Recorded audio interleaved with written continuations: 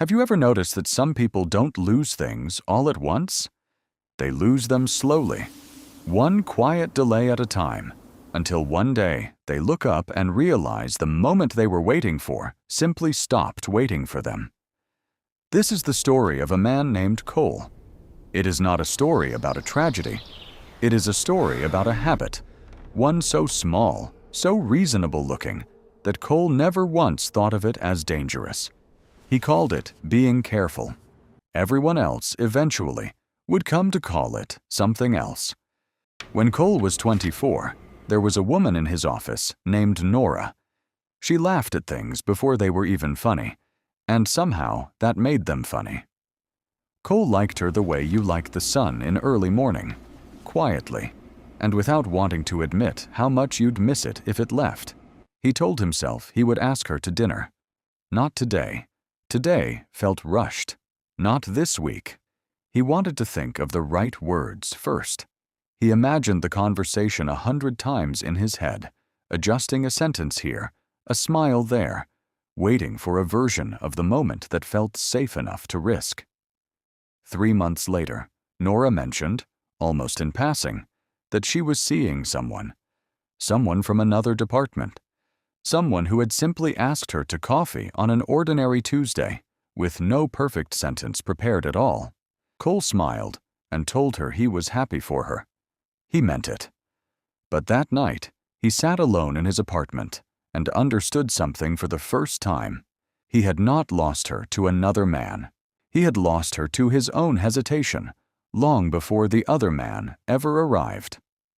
2 years later, in a meeting that should have changed his career, Cole had an idea, a good one, the kind that comes rarely, and when it does, changes how people see you in a room. He almost said it. His hand was even raised, halfway. But what if it's wrong? He thought. What if I say it badly? Let me think it through once more, just to be sure. By the time he had rehearsed it perfectly in his mind, a colleague across the table had already said almost the exact same thing, in rougher words, with none of the polish Cole had been preparing. The room lit up. People nodded. Someone wrote it on the board. Cole stayed quiet, his perfect version still sitting, unused, in his mouth. He told himself it didn't matter, but some part of him had begun to notice a pattern, even if he wasn't ready to name it yet.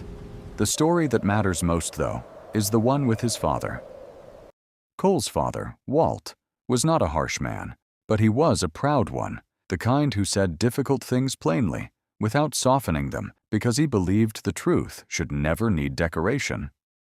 5 years ago, they argued, it was about something that, looking back, Cole could no longer even fully explain to himself, a disagreement about a decision Cole had made, words said too sharply on both sides, a door closed a little too hard.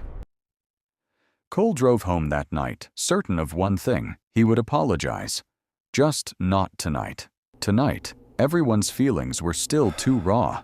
He would wait until things settled, and then he would say something that truly captured what he meant. Not a rushed, half-formed sentence, but something that finally, properly, made things right. A week became a month became a year. Every few months, Cole would sit down and begin composing it in his head. He would get halfway through a sentence and stop, unsatisfied. Not quite right, too short, too formal. He would try again another day. 5 years passed like this, not from anger, not really, but from an endless, quiet search for a perfect moment that never seemed to arrive on its own. It was a Tuesday evening when Cole's phone rang, and his mother's voice on the other end was doing the thing voices do when they are trying very hard not to break. "It's your father," she said. "You need to come, now."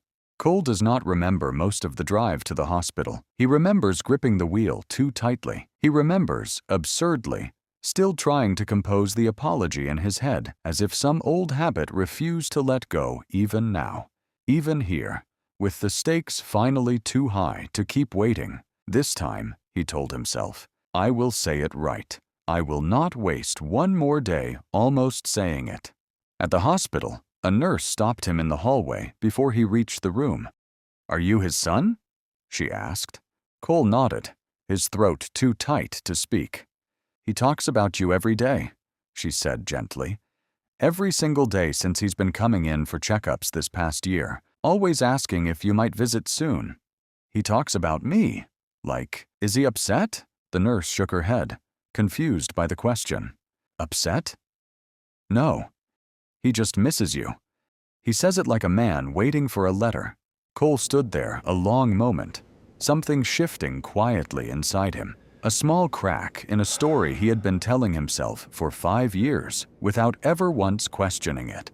Inside the room, his father looked smaller than Cole remembered, not from illness exactly, but from the particular way people look smaller in hospital beds, tangled gently in wires and quiet machines. Cole sat down beside him, and everything he had rehearsed for 5 years rose up in his throat at once. "Dad," he began, his voice cracking. "I'm sorry. I should have said this years ago. I've been carrying it every single day since that night, trying to find the right words, and I never—" His father raised a weak hand, gently, to stop him. "Which night?" he asked. Cole faltered. The argument, 5 years ago, about my decision. I said things I shouldn't have.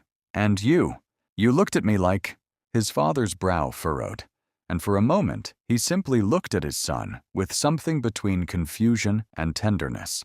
"Cole," he said slowly, "I don't remember an argument." "What?" "I remember we disagreed about something once, a long time ago. I remember it ended a little sharply. But I never held it against you. I thought—" His father paused, searching. "I thought you needed space. I thought you would come back when you were ready, and I didn't want to push." Cole sat frozen. "I wasn't angry, Cole," his father said. "I was just waiting. I thought that's what you needed." In that moment, something in Cole broke quietly open, not from grief, but from something closer to disbelief. 5 years. 5 years of rehearsed apologies, drafted and redrafted in the privacy of his own mind, defending against a wound that, to the person who mattered most, had barely left a mark at all. He had not been protecting his father from a poorly worded apology. He had been protecting himself from the fear of saying something wrong, from the discomfort of an unfinished sentence, from the risk of showing up imperfectly. And in choosing that safety, again and again, he had spent 5 real years apart from a man who had simply been waiting, not for the right words, but for his son to walk through the door. His father recovered, slowly but fully. Cole visited every week after that, sometimes with something to say, sometimes with nothing prepared at all, sometimes just to sit beside him in comfortable silence, saying nothing, and somehow saying everything. Cole began to notice, in the months that followed, how much of his life had been built this way, waiting for perfect moments that never needed to be perfect, protecting himself from small risks by paying for them. The woman he never asked to dinner. The idea he never spoke aloud. The years he spent apart from his father over a wound that, to the only other person in the story, had barely existed at all. None of it had been caused by the world being difficult. All of it had been the weight of a stone he had chosen to keep holding, turning it over and over in his mind, waiting for it to feel light enough to finally put down. Years later, Cole's own son asked him, the way children sometimes do, out of nowhere, "Dad, were you ever scared of something?" Cole thought about it honestly before answering. "I used to be scared of getting things wrong, so scared that I would wait for the right time, the right words, the right feeling, before I did anything that mattered. I thought I was being careful, but really, I was just letting fear make all my decisions for me, quietly, one delay at a time." What happened? I learned that peace of mind was never going to come from finally finding the perfect moment. There is no perfect moment. There is only the moment in front of you and what you choose to do with it. He looked at his son for a long moment. Most of what steals our peace isn't the hard thing itself. It's the years we spend overthinking it before we ever face it. The stone only gets heavier the longer we hold it. Put it down. Say the imperfect thing. Ask the question. Send the message. Walk through the door. You don't have to stop being afraid. You just have to stop waiting for the fear to leave first. Peace of mind was never found in the perfect moment. It was found the moment he stopped overthinking and simply moved.